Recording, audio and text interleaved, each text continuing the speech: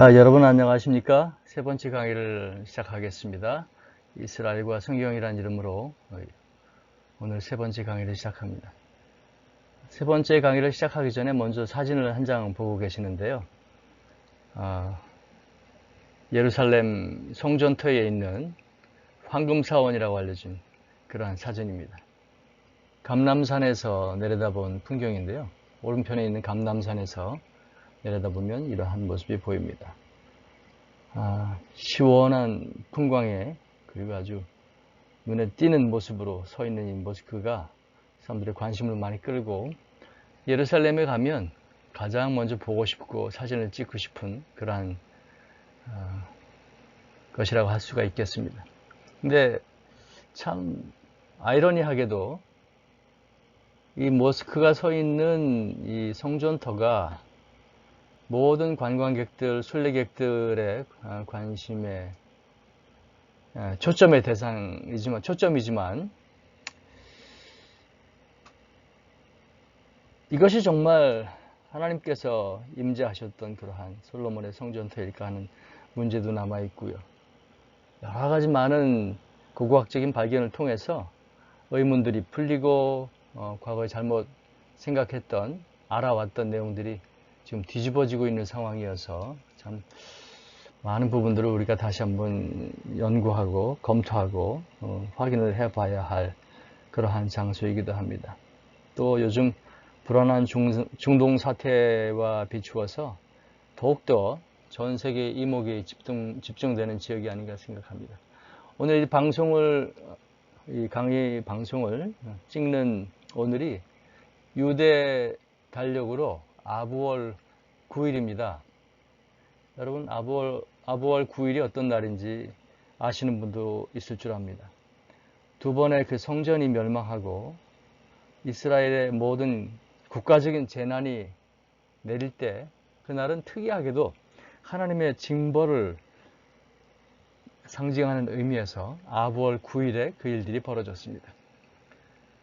그런데 요즘 이스라엘과 그 주변 나라들의 그 전쟁 상황 속에서 점점 그 위기 속으로 치닫는 상황 속에서 이란이 이스라엘을 치겠다는 여러 가지 엄포를 놓고 있는데 그날이 또 역시 아부월 9일에 일어나는 것은 아닌가 해서 오늘이나 내일 어떤 또 좀 그 심각한 전쟁에 또 징후가 나타나지 아닐까 해서 많은 사람들이 걱정하고 있는 상황이기도 합니다. 또 한 가지의 사진을 보여드릴 텐데요. 제가 이스라엘 가면 제가 개인적으로 아주 자주 찾고 돌아보는 그러한 장소입니다. 이게 이스라엘 그 예루살렘 성벽의 북편에 있는 다마스커스 성문인데요. 여러 개의 성문 중에서 가장 아름다운 성문 중에 하나죠. 근데 이 아름다운 성문을 보자는 것이 아니라 이 성문을 나오기 위해서는 그 모슬렘 지역을 통과해야 되는데 모슬렘 지역을 통과하다 보면 많은 상점들이 있어서 여러 가지 기념품도 사기도 하고 이것저것 볼거리가 많아서 흥미롭기도 합니다. 성문을 나와서도 장터가 형성되어 있고 그런데 더욱 저에게 개인적으로 의미가 있고 중요한 것은 이 성문을 나와서 약간 오른편으로 가서 다시 북쪽으로 올라가면 가든 툼이라고 하는 정원 묘지가 있습니다. 그 정원 묘지에 예수님의 그 시신이 묻혀 있었고 부활하셨다고 하는 그 무덤 터가 있는데 여러 가지 논란이 있습니다만 그 지역에 다시 한번 우리가 관심을 갖고 봐야 되는 그러한 중요한 지역으로 떠오르고 있어서 다시 한번 나중에 자세히 골고다의 그 위치를 찾는 그러한 강의에서 다시 한번 다루게 될 것입니다.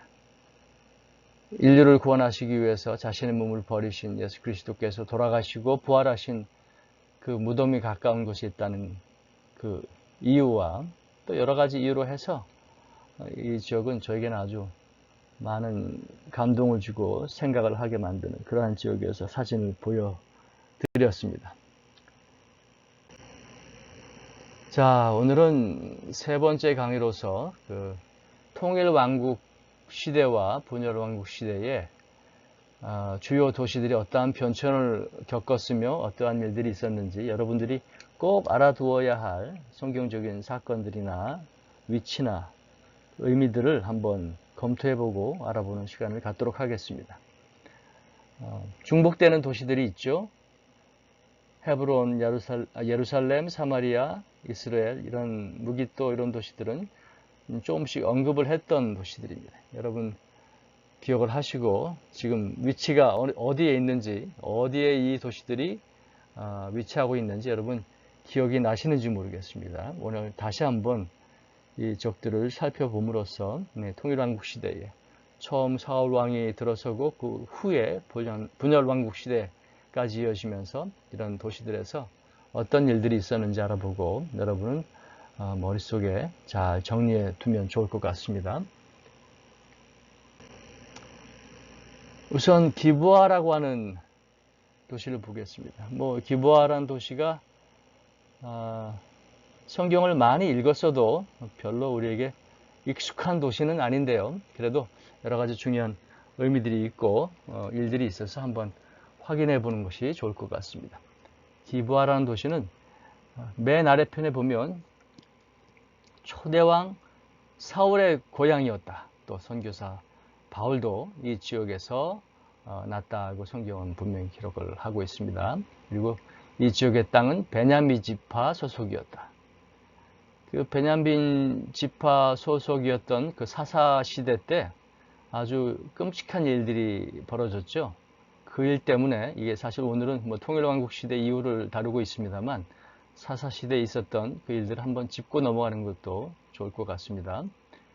그 에브라임 출신의 레위가 후처를 두었는데 후처가 집을 나갔죠. 집을 나가서 그 아내를 찾아오는 과정에서 베냐민 지파에 소속한 그 기브아에 잠깐 들렀다가 거기서 그 지역에 사는 남자들에 의해서 성적 추행을 크게 당하고 그 일 때문에 그 지파 간에 큰 전쟁이 벌어져서 그 베냐민 지파의 그 성적 추행과 그 악행을 범죄를 그냥 묵과할 수 없다라고 하는 지파들의 생각 때문에 지파 간에 큰 전쟁이 벌어져서 거의 베냐민 지파 족속이 멸절될 위기에 처하게 됩니다. 그래서 600명의 남자들만 남고 지파가 사라질 위험을 당했는데 그것 때문에 그러한 한 지파가 사라지는 것을 걱정한 이제 각 지도자들이 아주 독특하고 어떻게 보면 좀 하나님의 말씀과는 위배되는 상황일 수도 있는데 그러나 민족을 보존한다는 차원에서 이러한 제도를 만들었죠. 다른 지파의 여인을 납치해서 또 그 베냐민 지파의 남자들이 강제로 결혼해서 그 손을 이어갈 수 있도록 하는 그러한 풍습을 암묵적으로 허용하는 그러한 제도가 만들어져서 그렇게 해서 이제 그 베냐민 지파의 그 사라지는 것을 막았던 그러한 사건들이 사사기에 기록되어 있습니다. 근데 사사기의 결론은 그거죠.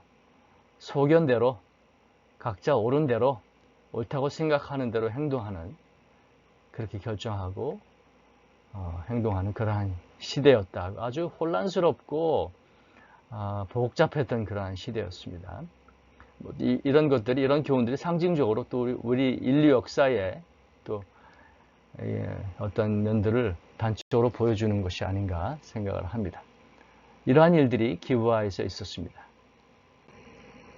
여러분 사진을 보시면 그 여인을 강제로 납치해가고 하는 그런 것들을 풍자해서 이렇게 또 그림을 그려서 남기기도 했습니다. 이건 물론 후대 서구 사회에서 만들어진 그림이겠지만 이러한 일들을 그때 행했다는 것을 기브아에서 그런 일들이 있었다는 것을 여러분 알 수가 있습니다. 자, 이러한 역사적 사례들, 성경적 사례들도 우리가 분명히 기억을 해야 되겠지만 그 기브아가 어디 있었는지, 베냐민 지파가 어디에 살고 있었는지 이런 것들을 분명히 알아야 되겠습니다. 여러분 알고 있는 분도 계시겠지만 한번 확인해 보도록 하겠습니다. 지도를 보시면 그 레위 사람의 첩이 어떻게 죽임을 당하고 어떤 일들이 있었는지를 이렇게 그림으로 보여주고 있는데, 여기 보면 베들레헴이 여기 있고요. 베들레헴에서 멀지 않은 위쪽에 물론 예루살렘이 있었겠죠. 여부수 족속이 살고 있는 예루살렘이 있었고, 그 베들레헴에서 아내를 찾아서 예브라미로 돌아오다가 기브아에서 이런 일들이 벌어지고, 첩의 시체들이 뭐 이렇게 막 그냥 시체의 부분들이 각 지파에게 보내져서 전쟁을 유발하는 그런 일들이 벌어지게 되었습니다. 베냐민 족속은 예루살렘에서 사실 예루살렘을 포함하는 이러한 지역에 여기 베냐민 족속이 살고 있었죠. 그리고 기브아는 예루살렘에서 약간 북편에 있었습니다. 지난번에도 한번 말씀을 드렸습니다만, 나비 사무엘이라고 사무엘 선지자를 기리는 그러한 시설이 아마 십자군 시대에 세워진 그 건물이 하나 있는데, 거기에 올라가서 보면 기브온이 보이고 기브온 내에 기브아라고 하는 이런 도시도 있었던 것을 볼 수가 있습니다. 유다 족속이 이쪽에 살고 있었고요. 그리고 요단강 동편에 암몬, 모압, 에돔 이런 족속들이 이렇게 살고 있었다는 것을 여러분 알 수 있습니다. 이 정도의 그러한 도시의 위치나 성경적인 사건들은 여러분이 어느 정도 이제 기억을 하실 줄을 믿습니다.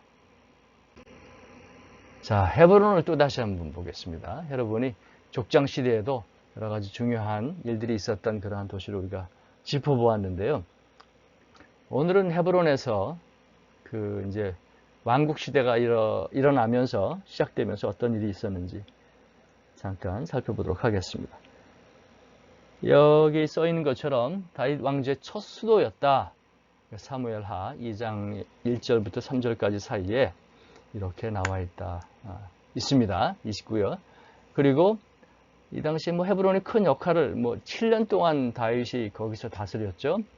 그래서 어떤 기억할 만한 사건들이 벌어진 건 아니었는데, 성경은 사무엘하 15장에 보면 다윗을 배반했던 아들 압살롬을 후원한 도시가 헤브론이었다고 성경은 기록하고 있습니다. 근데 그 이후에는 역사에서 사라져서, 성경에서 사라져서 신약 성경에서는 잘 언급이 되지 않는다라고 기록하고 있습니다. 사무엘하 2장 1절부터 3절까지를 좀 보는 게 좋을 것 같은데요. 이 헤브론을 선택할 때에 그냥 전략적으로, 군사 전략적으로, 아니면 여러 가지 풍요로움이 있어서 이러한 인간적인 생각이 아니라 다윗이 하나님께 물었습니다. 어디에 올라가서 내가 하나님께 단을 쌓으리까? 라고 물었겠죠. 물었더니 하나님께서 이렇게 말씀하셨습니다. 한번 읽어보겠습니다. 그 후에 다윗이 여호와께 여쭈어 아뢰되 내가 유다 한 성읍으로 올라가리이까? 여호와께서 이르시되 올라가라. 다윗이 아뢰되 어디로 가리이까? 이르시되 헤브론으로 갈지니라. 다윗이 그의 두 아내 이스라엘 여인 아히노암과 갈멜 사람 나발의 아내였던 아비가일을 데리고 그리로 올라갈 때에 또 자기와 함께한 추종자들과 그들의 가족들을 다윗이 다 데리고 올라가서 헤브론 각 성읍에 살게 하니라. 또 자기와 함께한 추종자들과 그들의 가족들을 다윗이 다 데리고 올라가서 헤브론 각 성읍에 살게 하니라. 여호와께 여쭈었더니 헤브론으로 가라고 말씀을 하셨습니다. 그리고 그 말씀에 순종합니다. 자, 여러분, 헤브론의 위치도 기억나시죠? 여기 예루살렘을 중심으로 해서 자동차로는 제 기억에 한 30분 정도 떨어진 저 서남쪽에 위치하고 있습니다. 여기도 고원지대여서 이스라엘의 주요 도시들, 고대 도시들은 전략적으로 적군의 공격을 막기 위해서 약간 고산지대에 산지에 있었다는 것을 말씀을 드렸습니다. 유대산지를 쭉 따라서 족장의 길이 이어진다는 것을 말씀드렸습니다. 헤브론이 이 이 지점에 위치하고 있습니다. 그리고 아까 언급을 했던 것처럼 압살롬이 도망을 갔는데 예루살렘으로부터 그솔까지 도망을 갔다라고 성경은 기록합니다. 이것을 그림으로 잠깐 보여드렸습니다. 그리고 여러분 예루살렘에 가시면 그 예루살렘 성 동편에 기드론 골짜기가 있는데 그 골짜기에서 이렇게 내려다보면 압살롬 기념 탑이 서 있습니다. 뭐 여기에 뭐 어떤 유물이나 이런 것들이 남아있는 것은 아니지만 이렇게 돌을 잘 깎아서 이렇게 세우는 것을 볼 수가 있습니다. 자, 이제 통일왕국 시대에 어떻게 예루살렘이 이제 다윗의 수도로 결정되고 탄생하는지 한번 보도록 하겠습니다. 원래부터 하나님께서 예루살렘에서 여러 가지 아브라함과 그 후손들에게 언약을 주시고 복을 주시고 하는 그러한 일들이 있었죠. 예루살렘에서 먼저 그 아브라함이 아들 이삭을 바치는 모리아산에서의 그러한 제단을 쌓았던 그러한 일들도 있었고요. 하나님의 임재가 가득했던 그 예루살렘에 이제 다윗이 수도를 만듭니다. 그것이 사무엘하 5장 1절부터 10절까지 나와 있는데 그걸 보시면 더욱더 도움이 될 거고요. 근데 이따 사진을 보시겠습니다만 모리아산은 반원형 극장의 객석에서 내려다보는 것처럼 주변 산에서 이렇게 내려다볼 수 있는 주변에 있는 서편의 언덕이나 동편의 감람산 또는 북편으로부터도 이렇게 내려다볼 수 있는 그러한 정도의 높이와 위치에 있는 그러한 도시였습니다. 그러니까 가장 높은 것이 있었던 것이 아니라 어떤 극장 안에서 모든 관객의 시선이 모아지는 그러한 무대처럼 하나님의 영광이 임하는 것을 주변에 있는 모든 산들이 또 사람들이 볼 수 있도록 하는 그러한 것을 의도하고 거기에다가 예루살렘 성을 성전을 세운 것이 아닌가 생각을 해볼 수가 있습니다. 그러니까 삼면이 난공불락이다라고 써 있죠.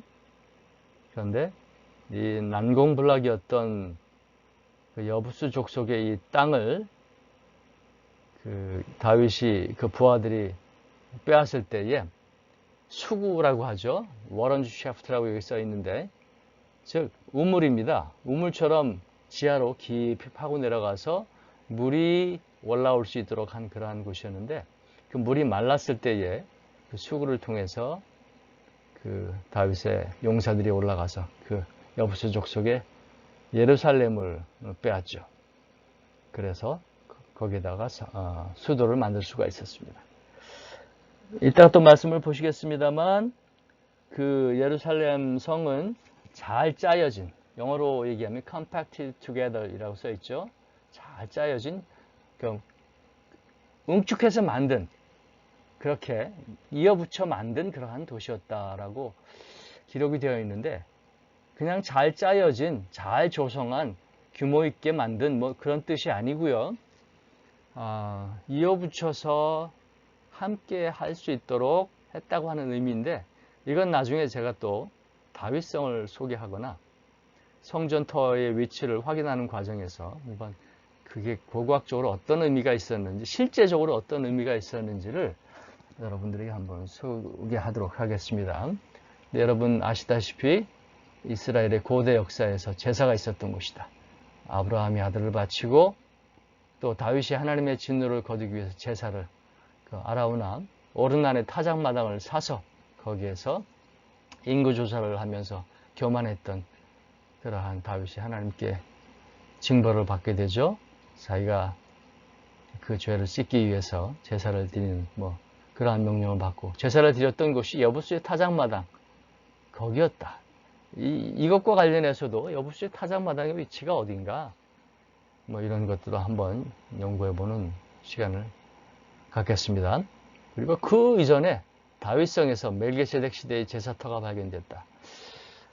이것은 뭐 성경에는 멜기세덱이 아브라함을 만나고 했던 그 살렘 왕이었던 멜기세덱의 제사터가 어디냐라고 성경에서는 분명히 기록되어 있지 않지만 고고학자들이 최근 그 다윗성 아래를 발굴을 하다가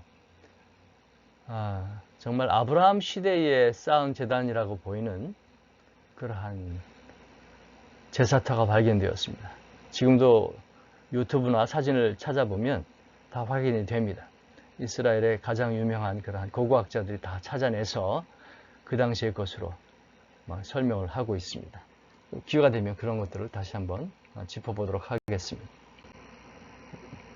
말씀으로 한번 확인해 볼까요?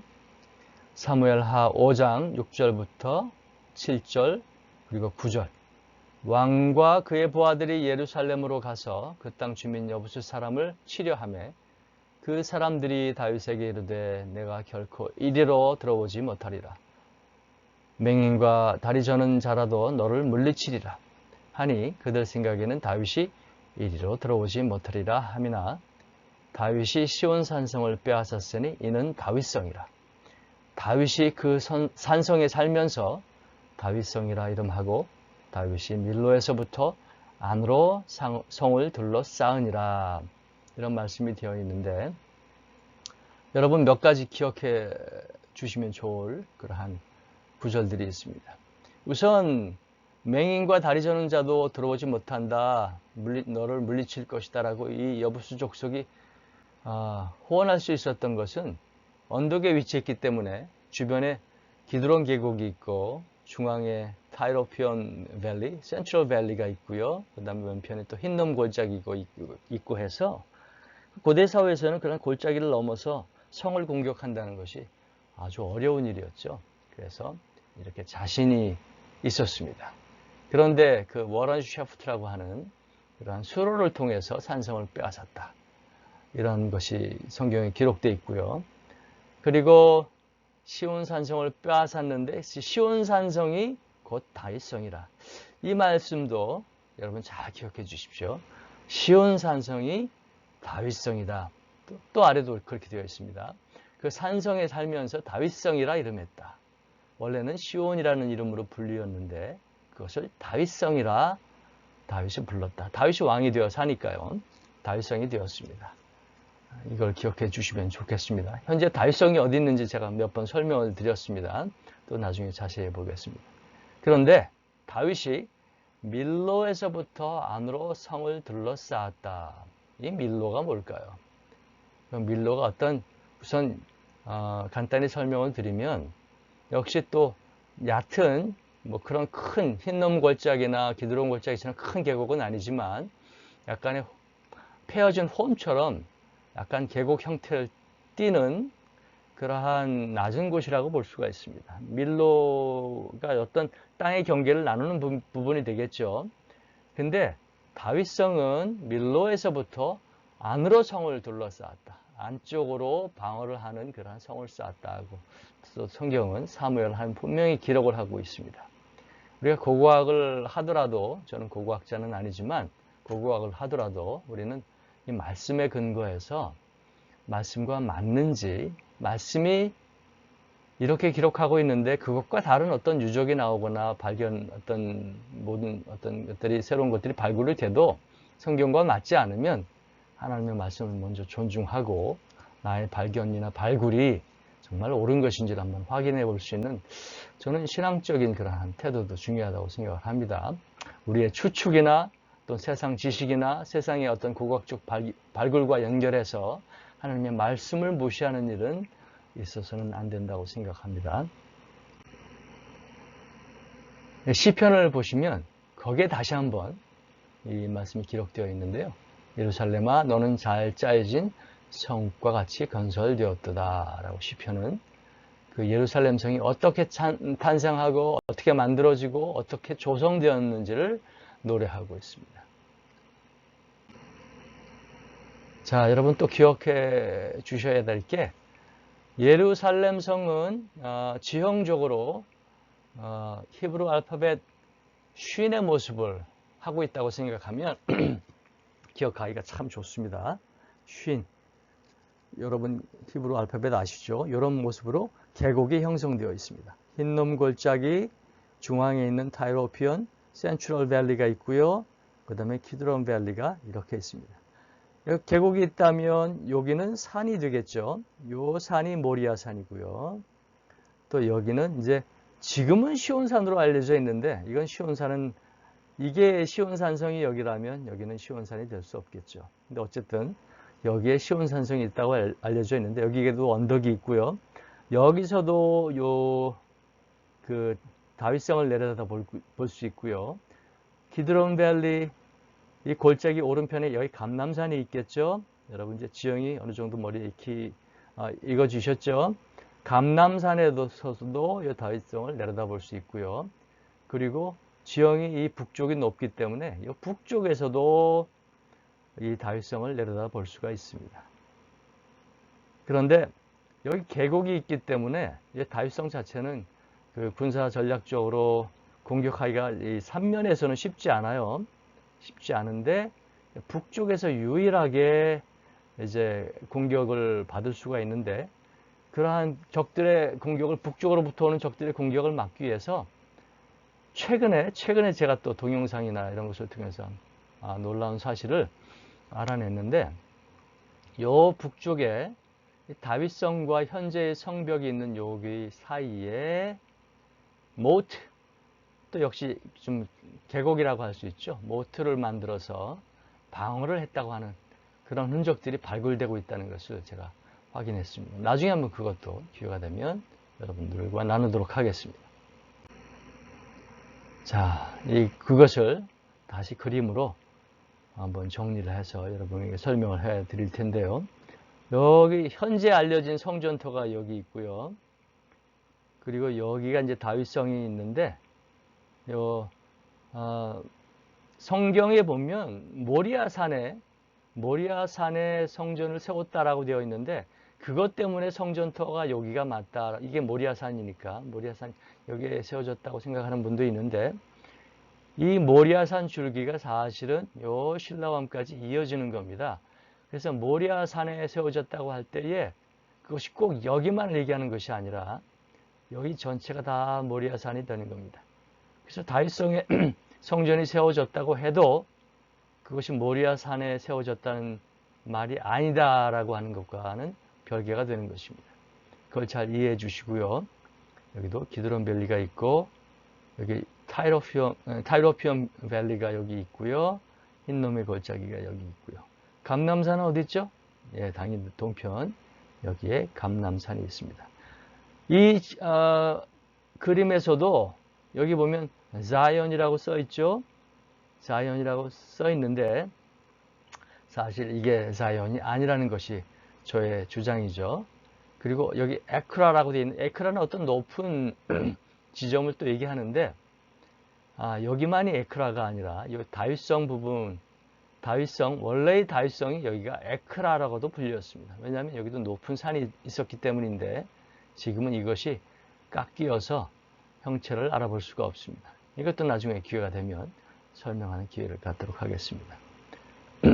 여기 뭐 다른 말로 뭐 refine valley라고도 되어 있는데 또 다른 이름이 또 있습니다. The Valley of Cheesemongers 그래가지고 뭐 그런 이름도 있고요. 어쨌든 타이로피엄 밸리라는 이름으로 많이 알려져 있습니다. 요 신이라는 글자를 여러분 잘 기억해 주시면 예루살렘을 이해할 때에 예루살렘의 모습을 이해할 때 아주 그 지형을 기억하기가 좋습니다. 자, 우리 성전 문제를 솔로몬 성전터의 위치를 우리가 한번 한 챕터로 다룰 때 또 자세히 얘기하겠지만 오늘은 간략하게 조금 여러분에게 흥미를 자아내는 수준에서 예루살렘 얘기를 하니까 설명을 드리도록 하겠습니다. 이게 예루살렘 이스라엘 박물관에 가면 앞에 큰 마당에 모형을 만들어 놓고 있는데 물론 그 모형에 보면 성전토가 이렇게 크고요. 이것이 모리아산에 서 있고 이쪽에 다윗성이 있는 것처럼 모형을 만들어 놓았습니다. 정말 그럴까? 그건 나중에 얘기하기로 하고 자, 이 사진이 뭘까요? 앞에서 잠깐 언급했던 워런 셰프트라고 하는 그러한 우물의 흔적입니다. 이게 항상 물이 있는 것이 아니고 물이 필요할 때만 또 어떤 장치를 할 때 여기에 이제 물이 넘쳐나게 되는 그러한 기능을 하는 우물이라고 볼 수 있는데, 워런이라고 하는 영국의 그 오래전 1세기 전에 1800년대 장군이 이 다윗성을 막 발굴하고 예루살렘을 발굴하면서 발견해서 그의 이름이 붙어서 이런 워런 셰프트라는 이름을 갖게 되었습니다. 성경에 의하면 이 우물을 통해서, 이 수로를 통해서 그 다윗의 용사들이 올라와서 예루살렘을, 그 여부수 족속의 그 땅을 정복했다고 하는 것을 알 수가 있습니다. 이것을 한번 그림으로 어떤 모형을 가지고 있는지 한번 볼까요?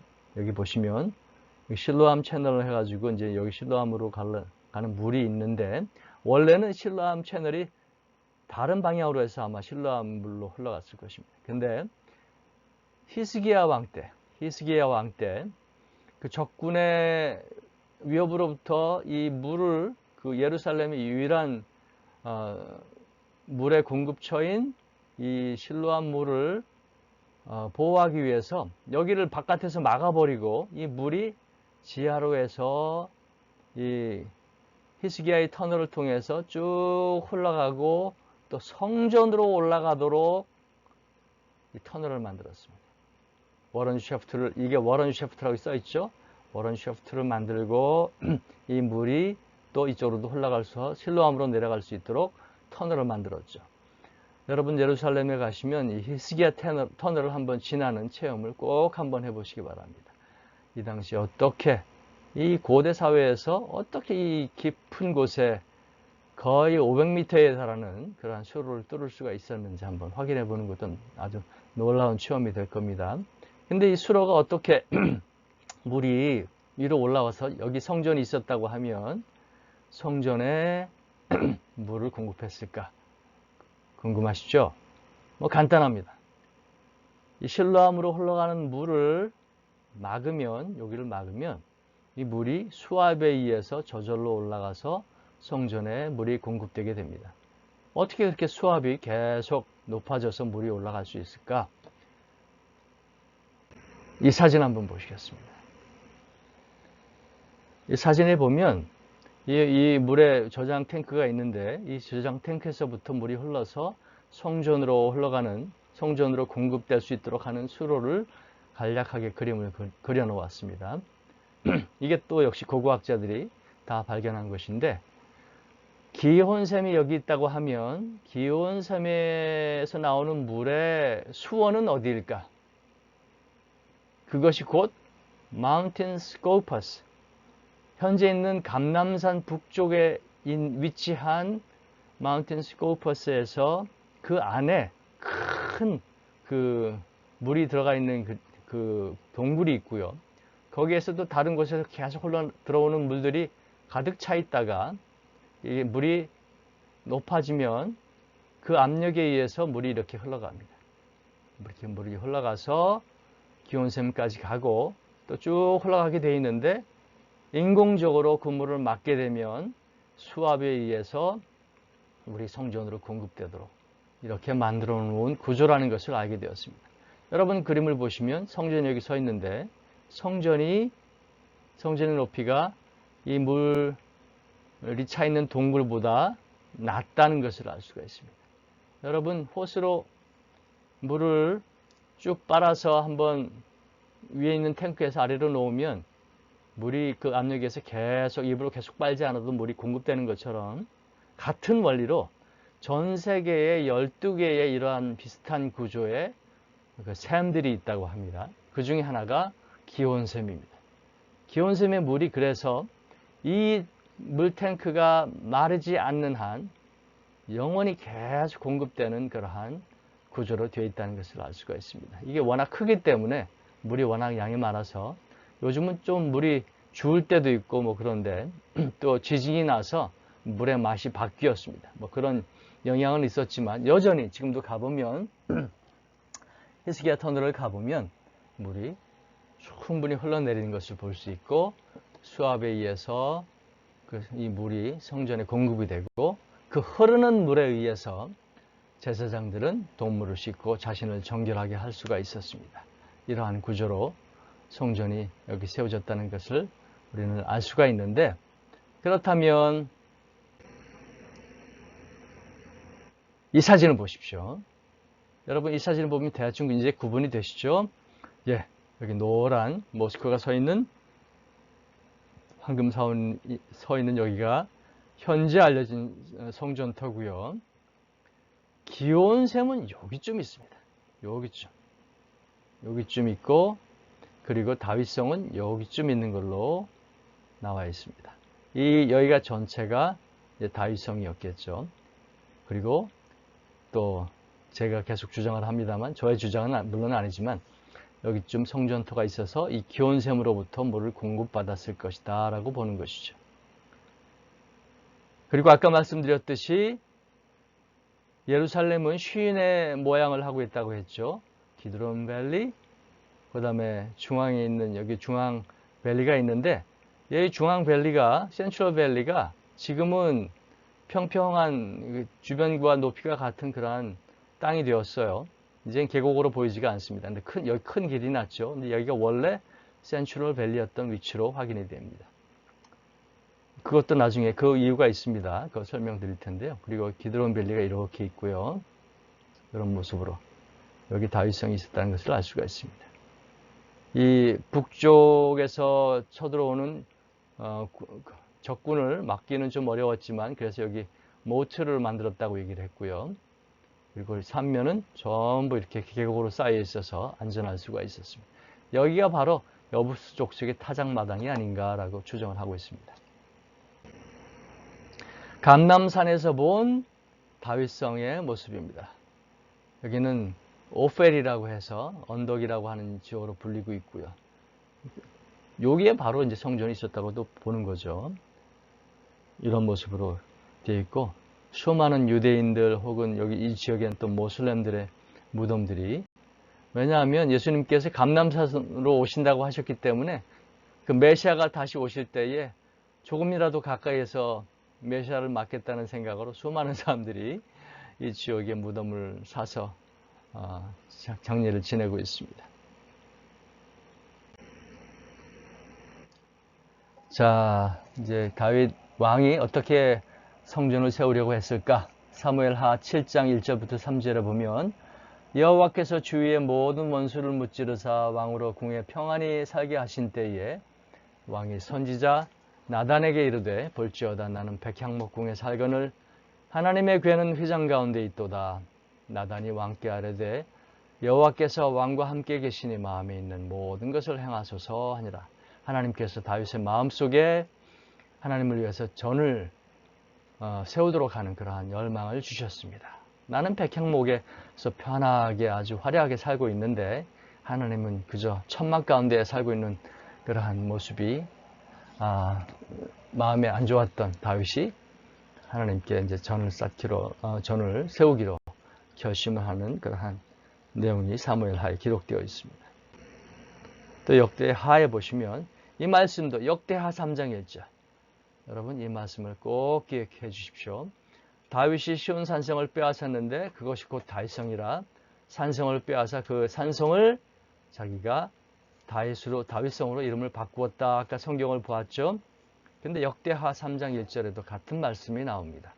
솔로몬이 예루살렘 모리아산에 여호와의 전 건축하기를 시작하니 그것은 전에 여호와께서 그의 아버지 다윗에게 나타나신 곳이요, 그죠?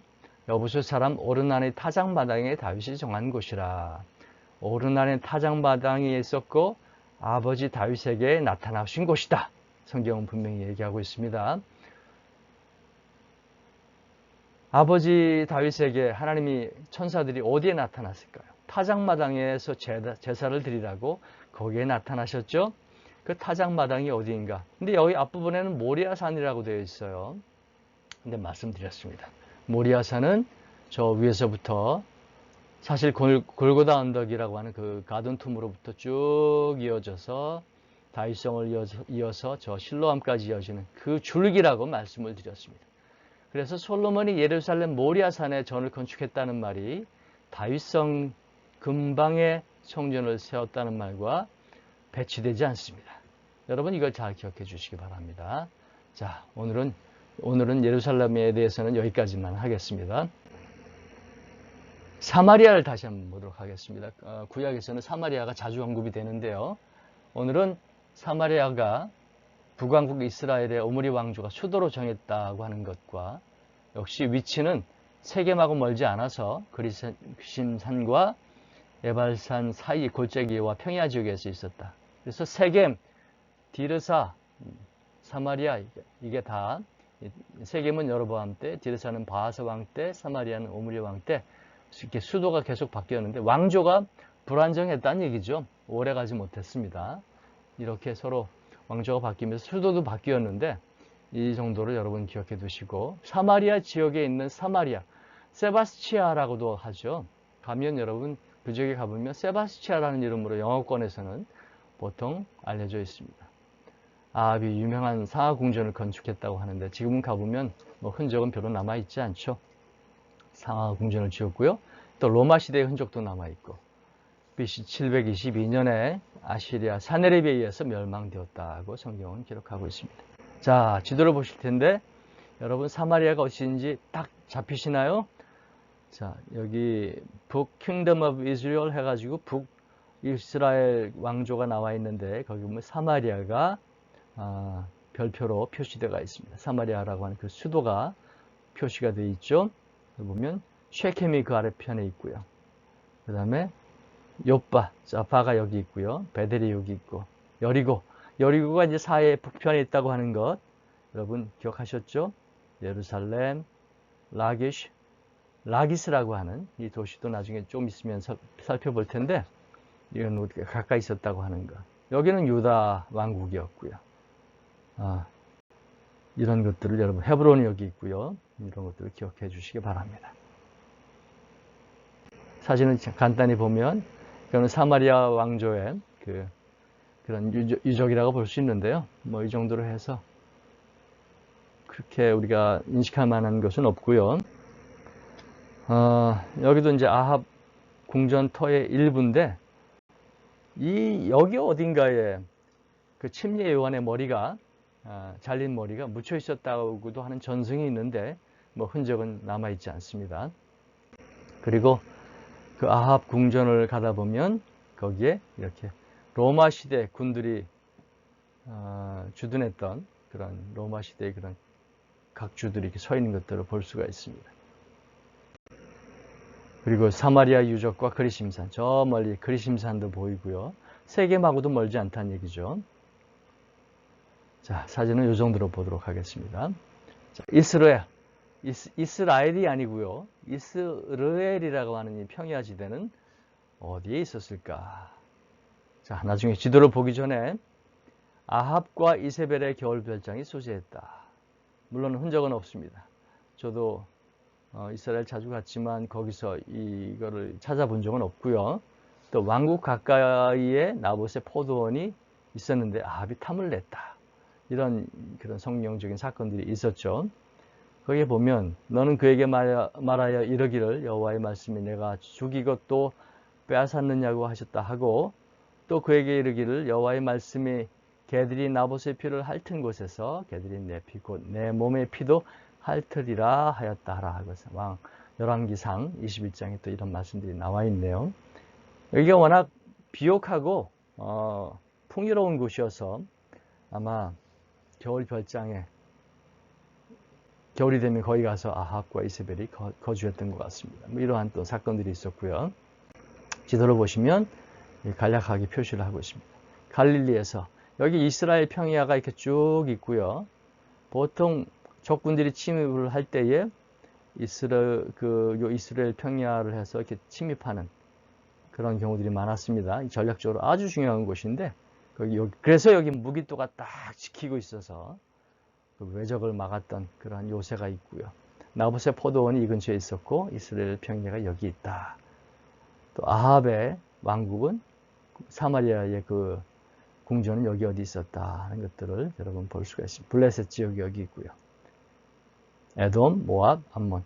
볼 때마다 여러분 기억하시면서 그 위치를 머릿속에 그려두시기 바랍니다.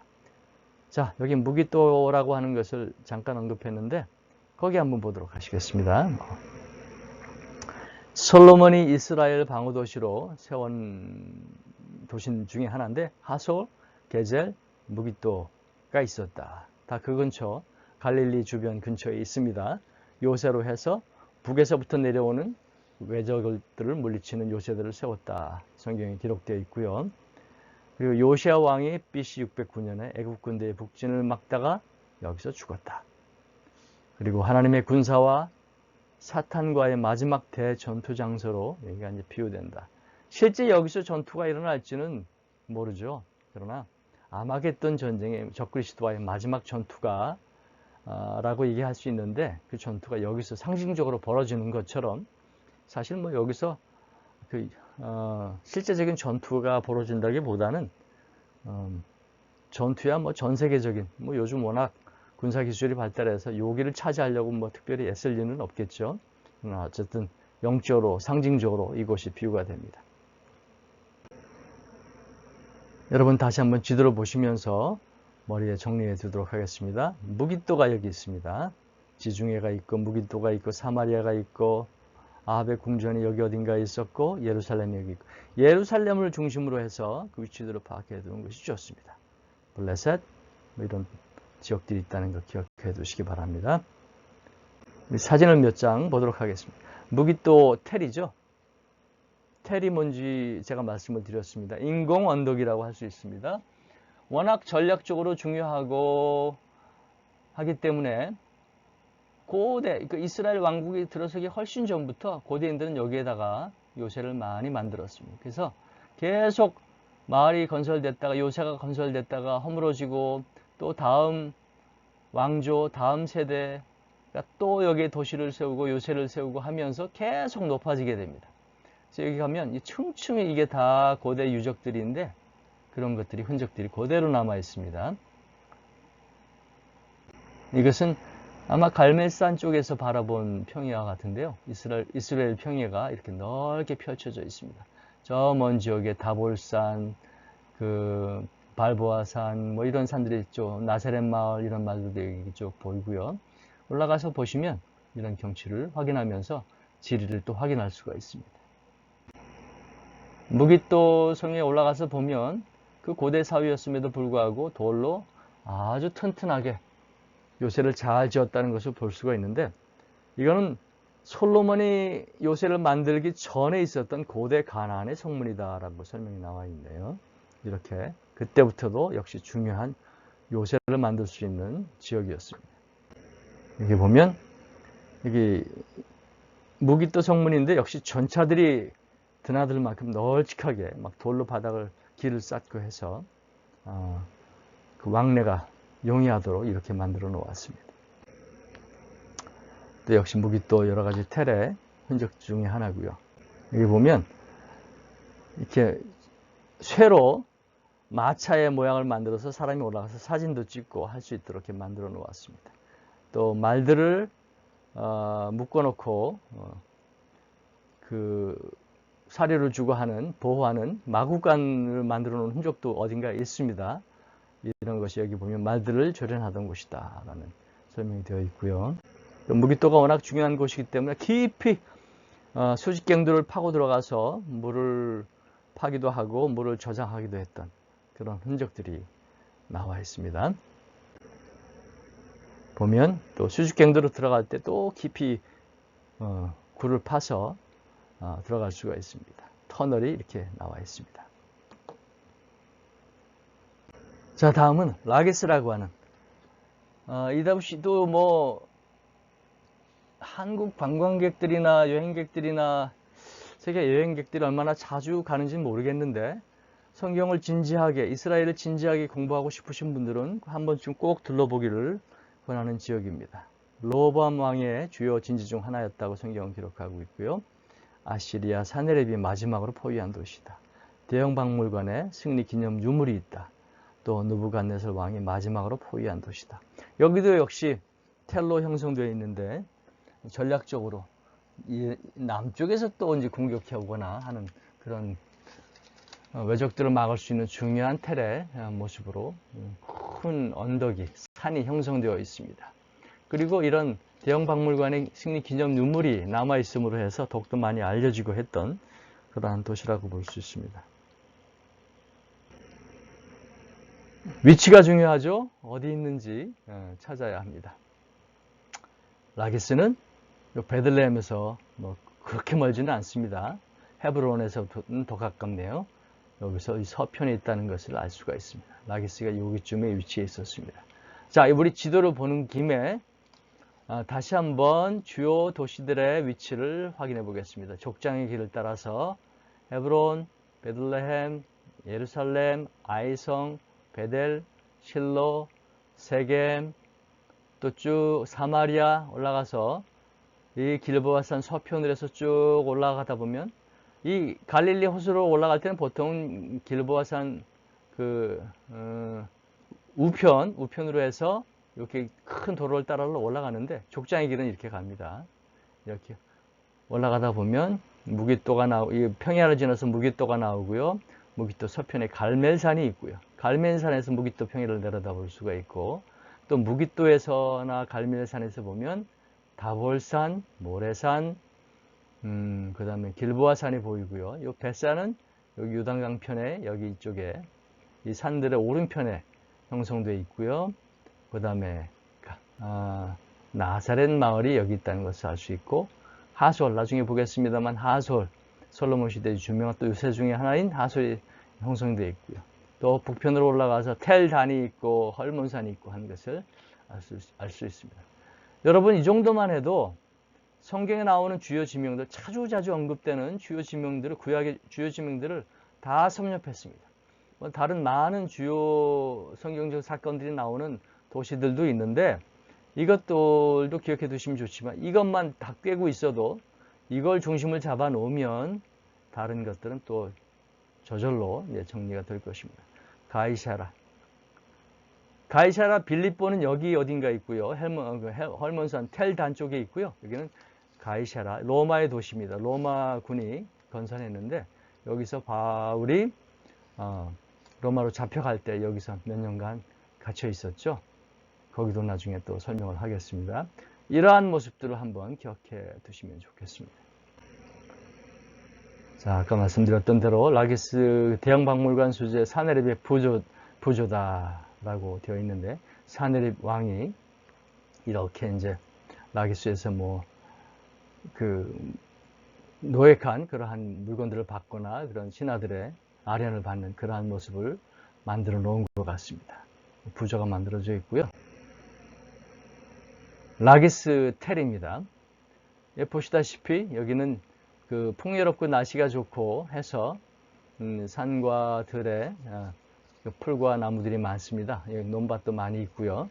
이런 것들이 있는데 라기스에 올라갔다가 좀 재밌는 우리 여행팀, 광야학교 팀이 재밌는 추억이 있는데 올라가서 잘 보고 내려왔어요. 내려와서 잠깐 쉬는데 이 주차장 주변 어디선가 어떤 분이 그 안내하시던 우리 선교사님이 여기 아욱이 많네요. 그랬어요.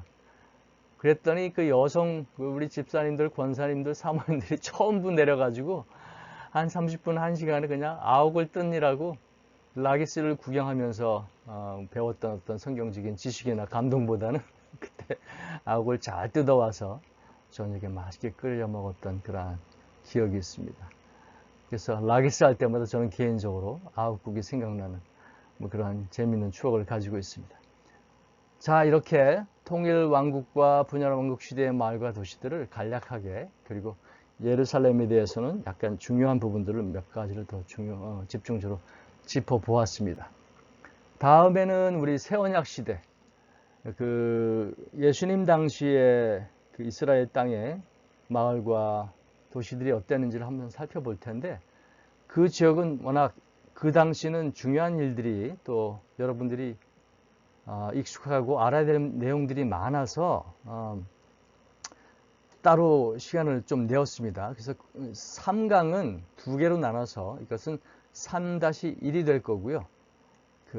새 언약 시대 예수님 당시의 이스라엘은 3-2로 해서 그때도 다시 한번 또 자세히 한번 도시들을 다루도록 하겠습니다. 약간 강의 내용이 좀 늘어납니다만 여러분 그 강의도 충실히 한번 들어주시고 같이 공부해 보면 좋겠습니다. 여러분 수고하셨습니다.